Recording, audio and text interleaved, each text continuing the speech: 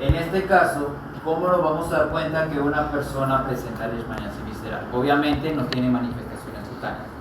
En este caso vamos a ver lo que es un abdomen bastante grande. Estas personas pueden manifestar lo que es un gran adelgazamiento porque sus órganos no están funcionando correctamente, pero su abdomen es extremadamente grande. Aquí lo que vamos a ver es lo que es megacolon, hepatomegalia, vasomegalia, y en algunos casos más raros puede ocasionar megalia de esófago, pero ese es un poco más raro. Entonces esto es algo característico que se puede ver, ya sea que uno de los órganos esté comprometidos, pero por lo general son los tres órganos como tal, que es esta manifestación. Tristemente África son los continentes más golpeados, y lo que es Brasil, las áreas más amazónicas, es donde presentan más manifestación de este parásito. Entonces, aquí lo que también van a ver es un daño a nivel de médula, y en casos más grandes puede haber daños a nivel neuronales, pero estos son casos un poco más raros, mucho más extraños, por así decirlo. Entonces, en el ciclo de vida, la leishmaniasis, una vez infectan los macrófagos, estos van a ir directamente a lo que son los órganos que presentan mayor cantidad de macrófagos, y que en este caso es el vaso, el hígado y el intestino. Por eso son los órganos más afectados.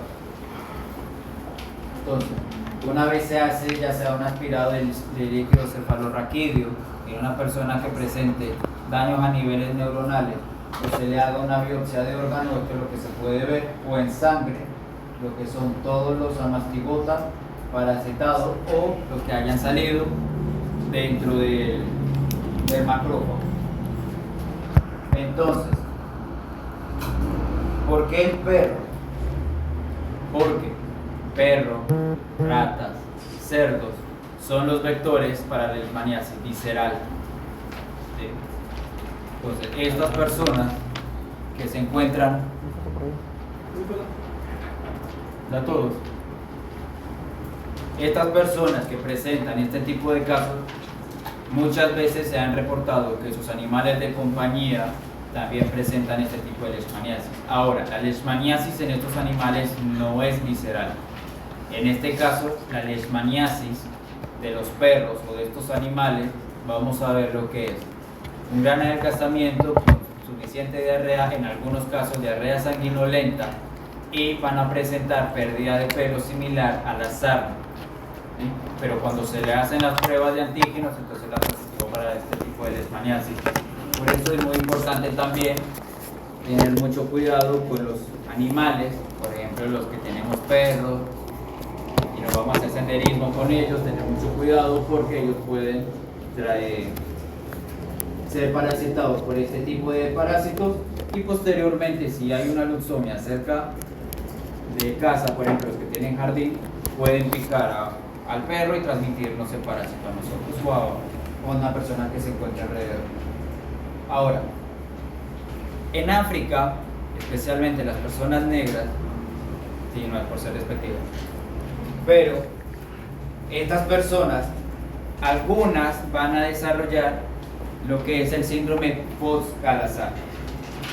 Este síndrome post-Salazar es cuando una persona que le detectaron leishmaniasis visceral a tiempo y fue tratada a tiempo, algunos amastigotas van a quedar latentes, ¿sí? Entonces, en este caso, cuando ellos vuelven a resurgir, va a haber una activación del sistema inmune, y ellos, en vez de afectar lo que es los órganos o seguir con el cuadro clínico normal de una leishmaniasis visceral, va a ocasionar unos daños a nivel de cutáneo, que son una especie de nódulos similar a la leishmaniasis cutánea diseminada, y en este caso va a haber una gran hiperpigmentación. Tristemente, estas personas, aunque vuelvan a recibir un tratamiento un poco más largo y mucho más agresivo, los nódulos quedan irreversibles. Ya en este caso se requiere una especie de cirugía para poder irlos quitando. En casos mucho más graves, estos tipos de nódulos pueden crecer demasiado y pueden haber una pequeña deformación o una gran deformación, en este caso del rostro. ¿Sí? Ahora, aquí en América la leishmaniasis visceral no ocasiona eso. Eso es en África. Entonces, en sí, el mapa mundial que se está desactualizado es de toda la leishmaniasis, que normalmente es desde el sur de México hasta el norte de Argentina, que tenemos varios complejos o varias especies de leishmania, en el cual en América tenemos lo que es la leishmaniasis cutánea, mucocutánea y visceral, mientras que en el viejo mundo tienen lo que es la leishmaniasis visceral y la leishmaniasis cutánea, botón seco. Ahora, entonces aquí tenemos un cuadro de todos los tipos de manifestaciones que pueden ocurrir, cómo se puede más o menos diferenciar de acuerdo a su cuadro clínico. Ahora, en sí, el tratamiento como tal, ¿sí? Ustedes van a suministrar antimoniato de meglumino, mitelfosina o anfotericina. Me causa. Entonces, en este caso de que ustedes le presenten un paciente, que aquí es muy común, ¿qué harían ustedes? Digamos que les llegue un paciente con leishmaniasis cutánea normal. ¿Qué harían ustedes? Silencio. ¿Ah? Antes del desparasitante. Si llega una persona con una úlcera, Hay que descartar que sea leishmaniasis. ¿cómo descartarían eso?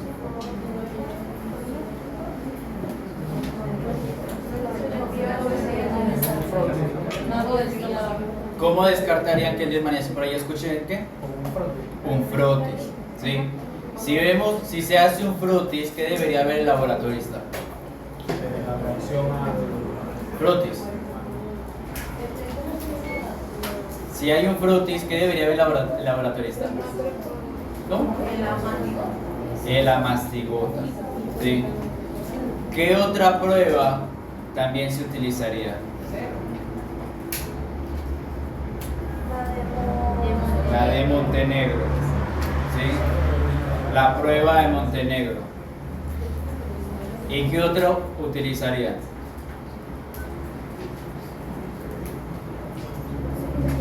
¿Ah? Serológica. ¿Sí? Entonces hay 3 pruebas que son esenciales, en las cuales ustedes deben mandar para que los técnicos y los laboratoristas puedan revisar y así poder dar el correcto diagnóstico. ¿Sí? Entonces en este caso, si se hace un frotis o una biopsia, deben de ver los amastigotas. ¿Sí? La prueba de Montenegro, deben de ver la reacción y al mismo tiempo de medir más o menos la dimensión de reacción y así poder ver qué tan avanzado está. Y la prueba serológica. ¿Claros con leishmania? Dime. Dice Carlos. ¿Podría repetirlo de la prueba de Montenegro? Ok, la prueba de Montenegro, esa no se hace cuando hay úlcera, porque ya con úlcera ya uno más o menos puede anticipar qué puede hacer. Ahora, hay que tener cuidado de que no vaya a ser que sin hacer resultados, y aquí hay muchas personas que lo hacen, que ven una úlcera sin inflamación, con todos los signos que parecen una leishmaniasis cutánea, suministran antiparasitarios sin hacer las pruebas y resulta que no tiene leishmaniasis cutánea, tiene una infección fúngica, tiene una infección bacteriana como tal, ¿sí? Por ejemplo, aeromonas puede ocasionar tipo de lesiones cutáneas y es una bacteria, ¿sí? Entonces hay que tener mucho cuidado con eso. Ahora, si una persona llega con una pequeña inflamación que parece una picadura, pero no hay úlcera, o aparecen las primeras manifestaciones, se lo mostré por acá. Ajá. Como esta, la C, pequeña, Entonces, en este caso, ustedes van a suministrar alrededor con pequeños pinchazos unos antígenos específicos para Leishmania. Después de unos minutos va a haber una reacción alérgica, ¿sí? Esa reacción alérgica va a manifestarse con una inflamación alrededor, puede manifestarse una pequeña fiebre localizada, pero eso es normal como una respuesta del antígeno ante parásito. Entonces ahí apenas hay un enrojecimiento como tal, ustedes van a hacer las mediciones de qué tan avanzado es el enrojecimiento. Eso les va a decir qué tan avanzado está los amastigotas a nivel de tejido. ¿Sí? Entonces, una vez da positivo con eso, ya no es necesario que manden a hacer biopsia ni las otras pruebas, porque ya con eso les están dando porque están utilizando antígenos directos. ¿Sí? Entonces ya de ahí van a suministrar los antiparasitarios. ¿Preguntas? ¿Seguros? ¿No hay dudas? El PCR sería de los glucosanoides. Sí. ¿Y Montenegro, digo? Montenegro es para los primeros indicios, cuando se tiene una sospecha.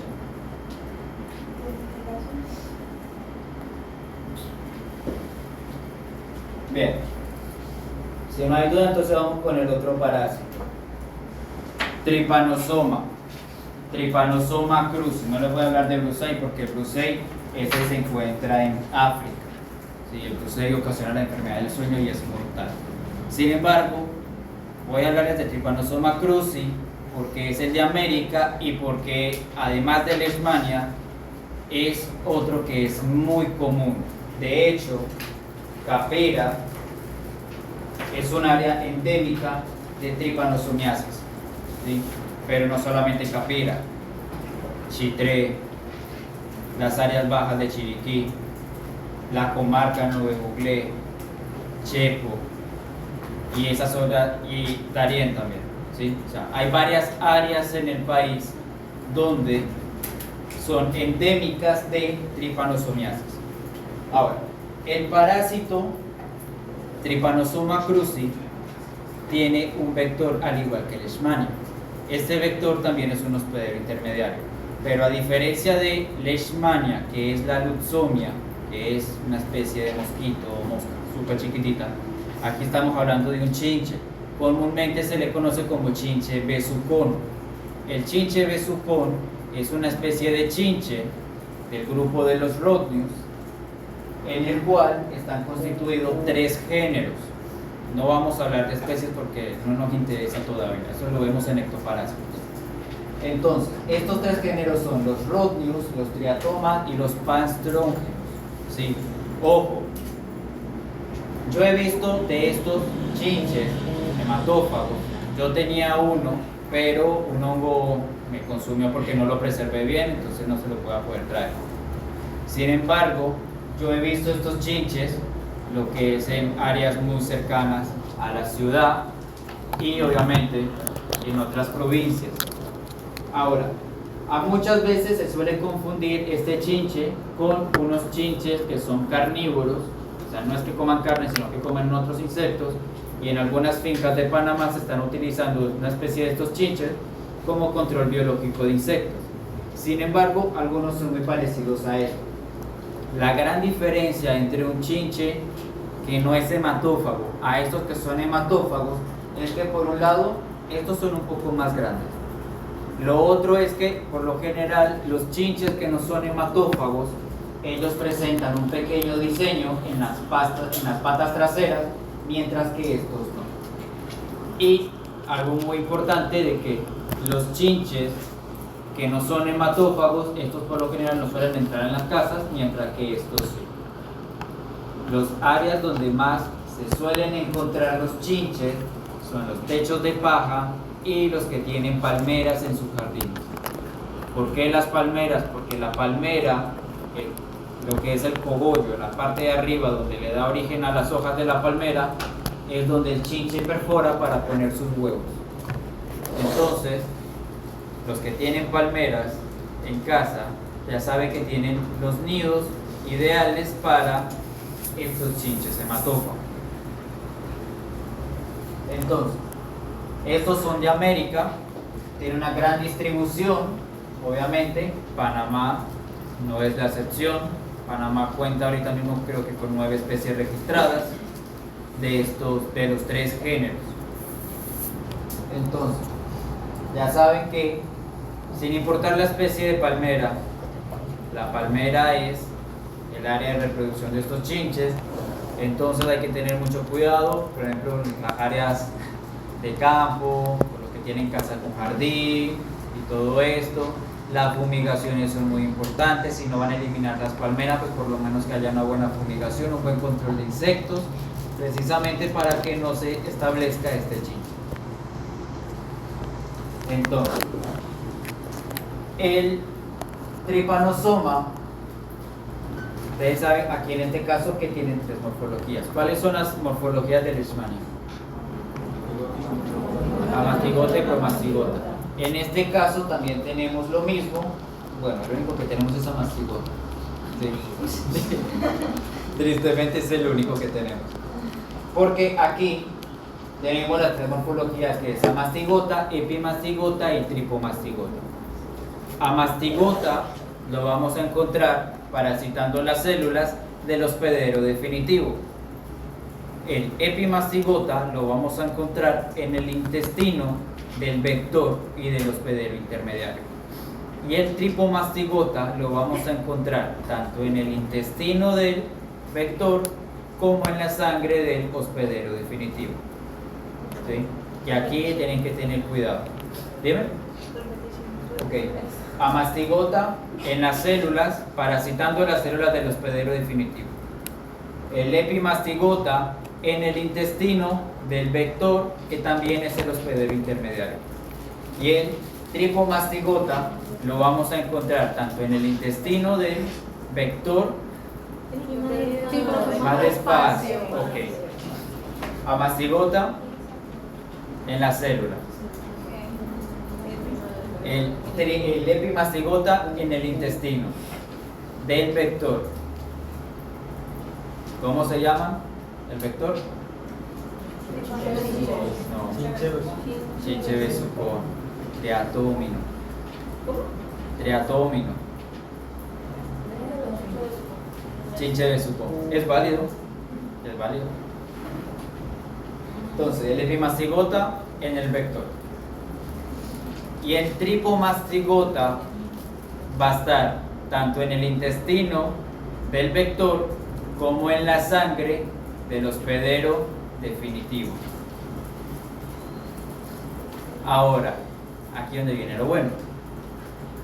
El tripomastigota en el intestino se conoce como tripomastigota metacíclico.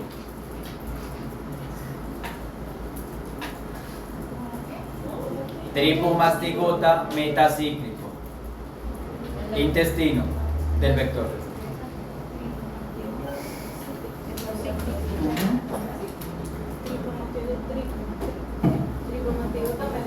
Metacíclico.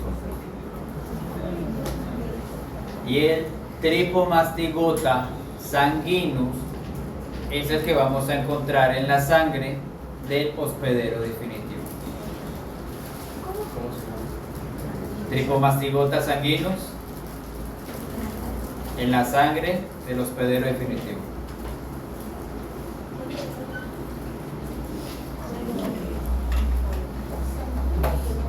Ahora, ¿por qué esto?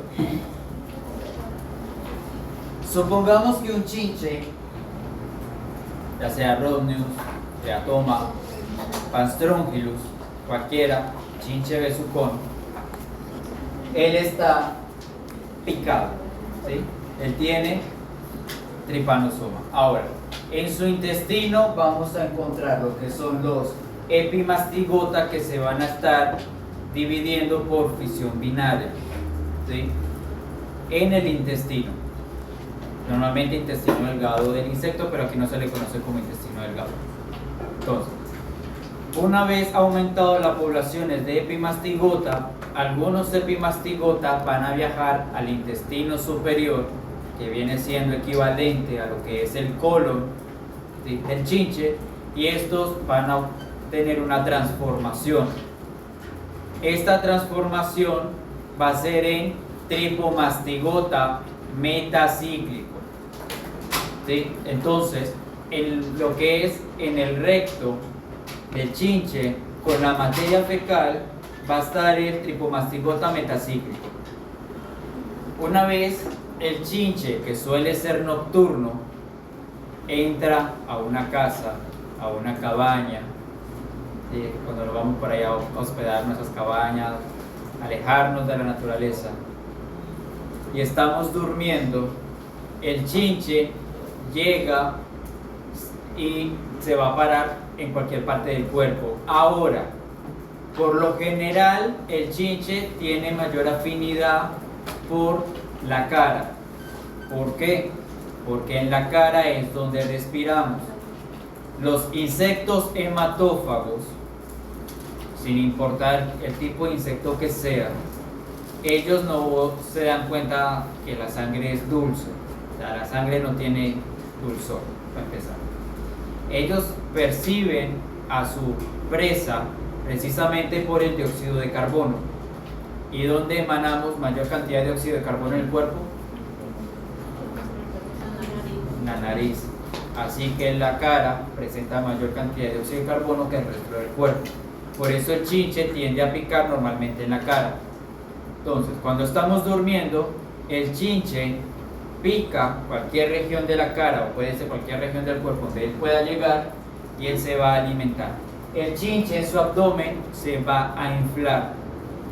Ahora, como él se va a llenar, lo va a succionar la mayor cantidad de sangre, lo más que pueda, y su abdomen se va a hinchar demasiado, necesita espacio. Así que lo que hace, una vez él ya se llenó, él lo que hace es lo que se da la vuelta y defeca donde está la herida que él hizo.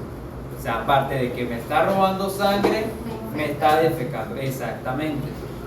Todos los chinches hacen eso, estén parasitados o no estén parasitados. Dime. Entonces, lo que contagia el triparosoma sería las veces de... Exactamente. Por la herida que mismo puede. Exactamente. Ahora, el chinche es grande y, como ya les había dicho, los insectos hematófagos tienen la estructura bucal que se conoce como probóscide, ¿sí? Ahora, la de los mosquitos es pequeña y no nos vamos a dar cuenta. En este caso es bastante doloroso la picadura del triatoma. Sin embargo, como estamos durmiendo no nos damos de cuenta, y el insecto también tiene sustancia analgésica. ¿Analgésico? Sí. En su saliva, así que llega un punto en que ese dolor se calma. Sin embargo, él no lo transmite por la saliva. Él lo que hace es que una vez se llena de sangre, él simplemente se da la vuelta y defeca, ya sea que el chinche tenga el parásito o no tenga el parásito. Puede defecar directamente en la herida o a un lado. Si defecó a un lado, al momento en que nos movemos o nos rascamos, entonces terminamos de refregar la materia fecal del chinche y va a entrar esa materia contaminada del parásito a la herida, al torrente sanguíneo. Entonces aquí es donde va a entrar el tripomastigota metacíclico. El tripomastigota metacíclico, que tiene esta estructura, es lo que va a hacer es que va a moverse por el torrente sanguíneo hasta parasitar sus células dianas. Pueden ser los macrófagos, como pueden ser, ¿cuáles son? Los fibroblastos y las células musculares, pero la primera célula en parasitar son los macrófagos.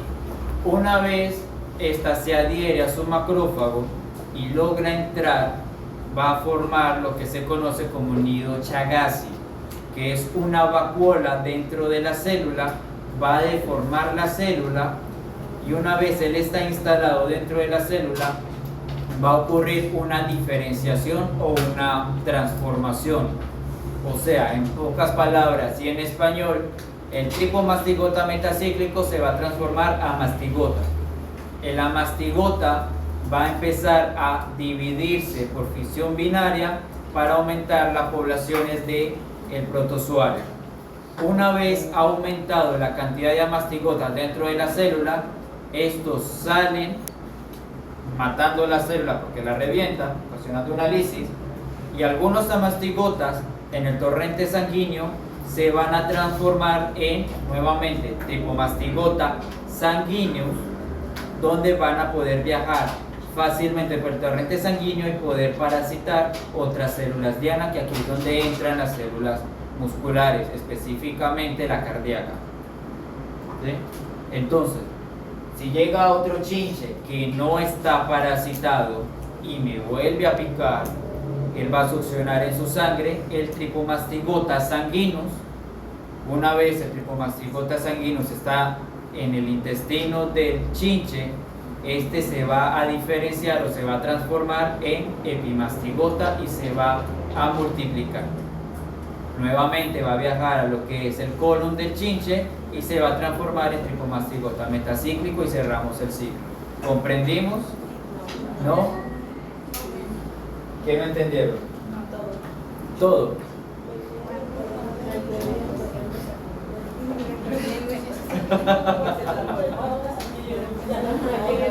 O sea que si el mangue no está parasitado, pica, succiona y replica. Ok, si te pica un chinche que no está parasitado, lo más que te puede dar es una infección bacteriana por la popó del chinche. Pero si pica después del que picó el que ya estaba parasitado. Se va a parasitar. Si es un chinche que ya está limpio, o sea, un chinche que no tiene parásitos. Pica ¿sí? después del que ya parasitó. Exacto, Que te picó y porque aquí parasitó. estoy hablando de que llegue otro chinche. ¿Sí? Ahora, si te vuelve a picar el mismo, pues salado. Reinfección. Muy rico como que repite 2 veces.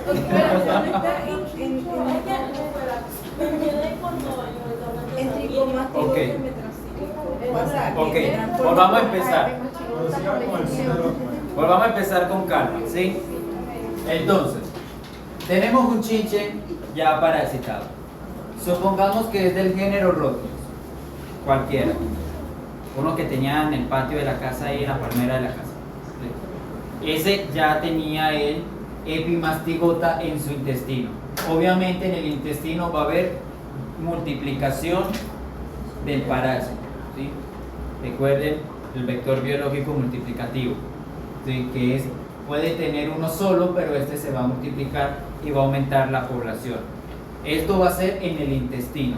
Ahora, una vez han aumentado las poblaciones de los epimastigota, este va a viajar a lo que es el colon del chinche, ¿sí? Y en la materia fecal, él se va a transformar en tripomastigota metacíclico, ¿sí? Entonces, una vez el chinche va y busca a su hospedero para alimentarse de sangre, su abdomen se va a inflar totalmente. Ya está lleno. Así que, ¿qué va a hacer? Va a dejar de succionar sangre, se va a dar la vuelta y va a defecar. Todos los chinches hematófagos hacen eso. Entonces, una vez defeca el tripomastigota metacíclico, va a buscar sus células diana. Normalmente tiende a ser el macrófago, que es la primera célula en parasitar. ¿Sí?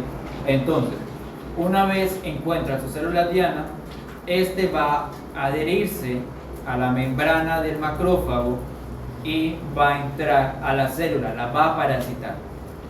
Dentro de la célula, él va a formar una vacuola, ¿sí? Que va a ser como su nido, y allí se va a transformar en amastigota. De una mastigota va a empezar a haber división para formar un montón de amastigotas, varios amastigotas adentro. Una vez ha aumentado la población de amastigotas en una célula que está parasitada, estos van a salir, van a reventar la célula, van a alisar la célula. Los amastigotas en el torrente sanguíneo se van a transformar en lo que es el tripomastigota sanguinus. Por eso se llama sanguinus, porque es el estadio que vamos a encontrar libre en la sangre. Entonces, aquí van a ocurrir dos cosas. Van a viajar por el torrente sanguíneo para parasitar otras células que pueden ser otros macrófagos o células musculares. Normalmente tienden afinidad a lo que es el músculo cardíaco. Pero en los que están nadando en el torrente sanguíneo, la persona que ya presenta o que ya está parasitada, o en este caso un animal, va a llegar otro chinche. Dijimos que el primero era Rhodnius, ¿sí? En este caso va a llegar Panstronchilus, ¿sí? Otro género, otro chinche distinto, que no tiene parásito. Entonces él llega y pica a la persona parasitada, succiona la sangre y en esa sangre se va a llevar a los tripomastigota sanguíneos. En el intestino de la chinche, el tripomastigota sanguíneos se va a transformar en epimastigota. Se van a multiplicar en su intestino y en el colon de la chinche, donde tiene la materia fecal, se va a transformar en un tripomastigota metacíclico. ¿Comprendimos? ¿Sí? ¿Seguros?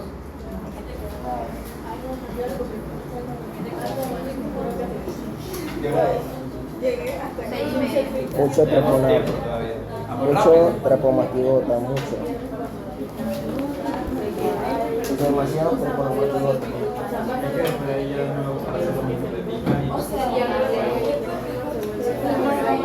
Entonces, Profe, casi todo es por pupú. ¿ah? Todo es por pupú. En este caso por pupú. Sí, todo por pupú ya.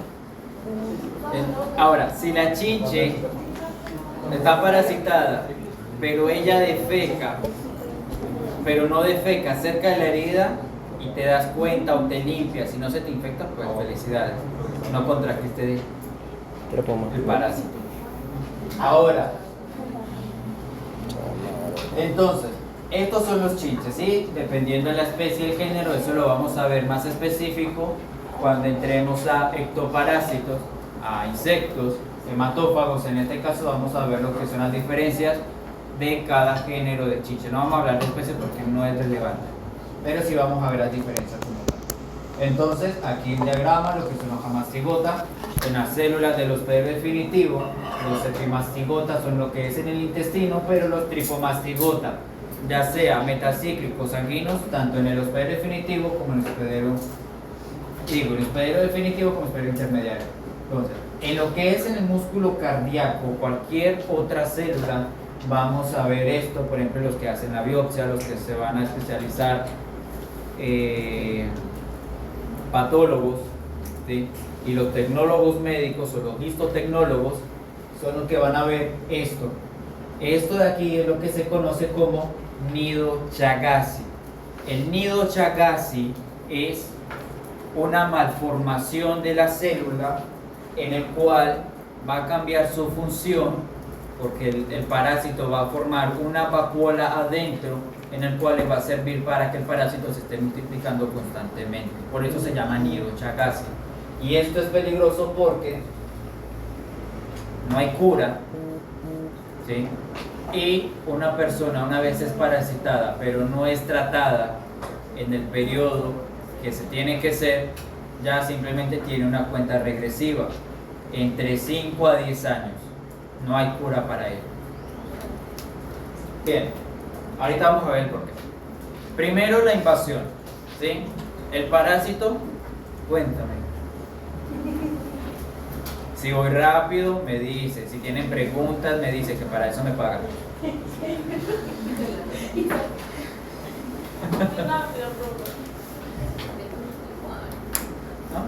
No, y el que viene está peor. Yo lo envié rojo.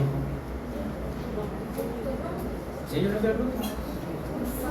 Es que el que envió usted la semana pasada cambia. No, ok. Yo envié ahorita uno, ¿sí? Descárguenlo. El que tiene el anterior lo pueden borrar si quieren, pero este lo tengo actualizado porque ahí me faltaba lo que era el tripomastigota, el tripanosoma. Ya le escribí todo, yo voy a dejarlo ahí. Ok.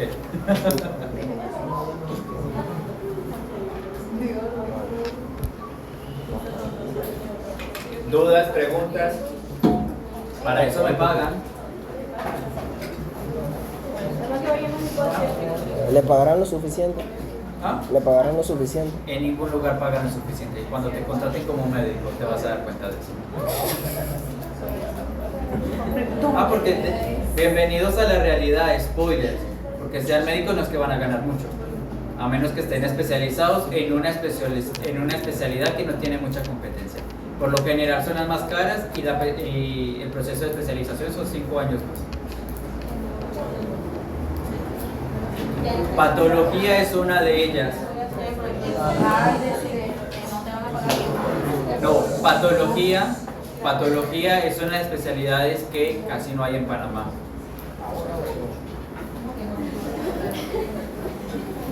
Dermatología hay muchos. La ventaja de dermatología es que puedes tener tu propio negocio y puedes lucrar con ello.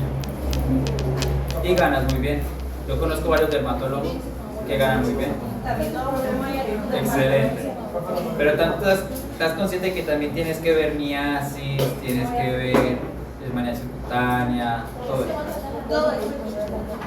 Pero también puedes hacer faciales. ¿Usted le hago gratis? ¿Sí? Me interesa.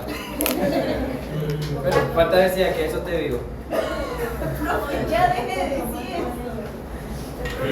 Más lo va a necesitar. Ahorita lo necesito con urgencia. Bien. Entonces, el mecanismo de patogenicidad, en este caso tenemos lo que es la invasión del tripanosoma a su célula hospedera. Ella por lo general necesita unirse a la membrana celular para poder entrar. Como los virus necesitan violar el mecanismo de seguridad de la membrana de la célula para poder parasitar, ¿sí? Entonces en este caso el parásito él va a secretar esta molécula que es una GP85 transcialidasa, en el cual se va a unir a los receptores de membrana de su célula diana, ¿sí? Su célula hospedera. En este caso, una vez viola el mecanismo de seguridad, el parásito entra y dentro de la célula va a formar lo que es esta vacuola, donde posteriormente se va a transformar en la mastigota, ¿sí? Esta vacuola es lo que se conoce como el nido Chagassi, donde va a haber una gran multiplicación y aumento de las poblaciones de amastigota. Entonces, una vez haya ocurrido la formación de esta vacuola y ha aumentado la población, esto tiene una gran ventaja para el parásito.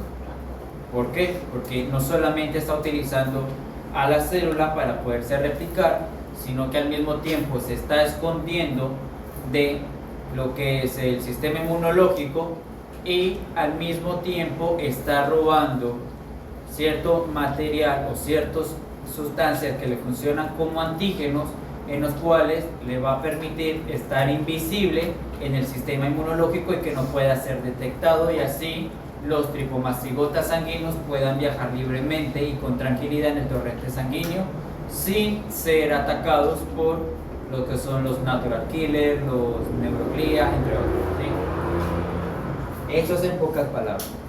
Además de eso, los amastigotas tienen la capacidad de, además de burlar el sistema inmunológico, también tienen la capacidad de lisar o destruir algunas células que se encuentren cerca. Entonces, no solamente está pasando desapercibido, sino que está eliminando algunas células del sistema inmune que estén por ahí cerca y que no puedan enviar una señal. Entonces, ya aquí puede ocurrir lo que es una leve inflamación, daño en la célula, pero en este caso es algo ya crónico, que es lo que vamos a ver ahorita más adelante. Entonces, por lo general, tripomastigota tiene afinidad por lo que es el tejido muscular. En primera instancia, muscular cardíaco y muscular liso, ¿sí? ¿Dónde encontramos el liso?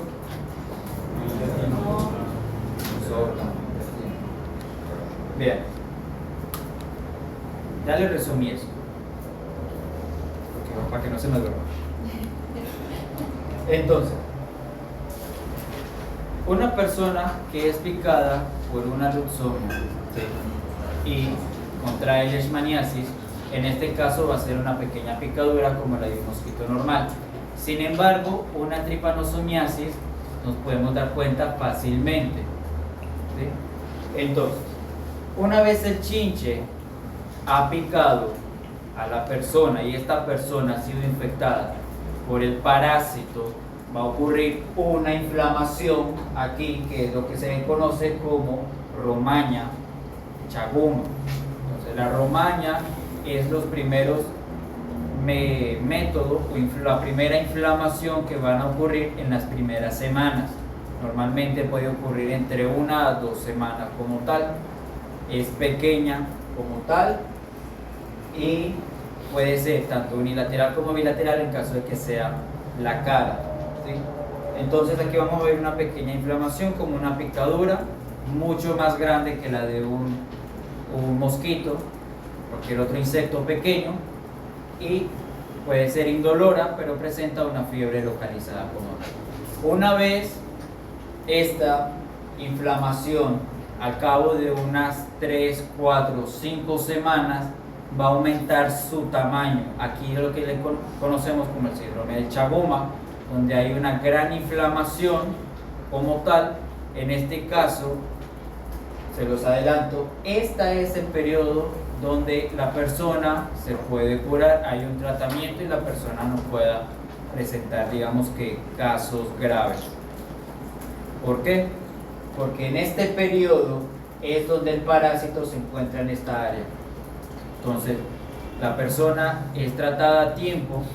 Cuando ustedes vean que alguien presenta este tipo de síntomas, tan grandes inflamaciones como tal, el síndrome de romaña o el de chaguma como tal, aquí hay tratamiento, el parásito se encuentra allí. Ahora, al cabo de 8, 10 semanas, la inflamación empieza a desaparecer y aquí es donde viene lo peligroso. Y eso es lo que ocurre aquí, que mucha gente presentan estos síntomas, estas manifestaciones, pero no se van a tratar. Ah, no, eso ya se me quitó, ya estoy bien. Pues resulta que en el periodo en que desaparece la inflamación es donde el parásito empieza a moverse. Entonces aquí en esta parte ya empieza la cuenta regresiva y el tratamiento ahí es solamente para tratar las sintomatologías que puedan aparecer posteriormente en los próximos años. Entonces en la fase, la primera fase es la fase aguda, en el cual si tiene cura, la persona obviamente aquí no puede morir y es mucho más fácil de tratar y es donde se encuentra el parásito. En la fase crónica, que es donde aparece el signo de romaña, aquí el parásito va a viajar por torrente sanguíneo y va a empezar a buscar sus células dianas específicas, que es las células musculares, cardíaca o músculo liso. En este caso empieza a parasitar estas células y van a empezar a formar varios nidos chagáceos. Entonces, en pocas palabras y más resumido, el músculo cardíaco totalmente empieza a llenarse o a transformarse en nido chagáceo en gran totalidad, y como hay formación de nidos chagáceos, un gran aumento de amastigotas, las células cardíacas empiezan a estirarse, y cuando hay estiramiento de las células empieza a haber un agrandamiento de corazón. Por eso que esta parte es crucial, porque aquí no tiene cura, porque aunque se elimine la mastigota del parásito, ya el órgano ya está bastante modificado y obviamente aquí posteriormente viene con una falla cardíaca. Ahora, por lo general, el primer órgano en ser afectado es el corazón. Sin embargo, en segunda instancia viene lo que es el intestino, normalmente el colon, y ya en tercer lugar lo que es el intestino delgado. En ciertas ocasiones, muy raro, que no se han manifestado aquí en Panamá, sino en otros países de Latinoamérica, son afecciones directamente en el sistema nervioso central, pero esto es algo mucho más raro.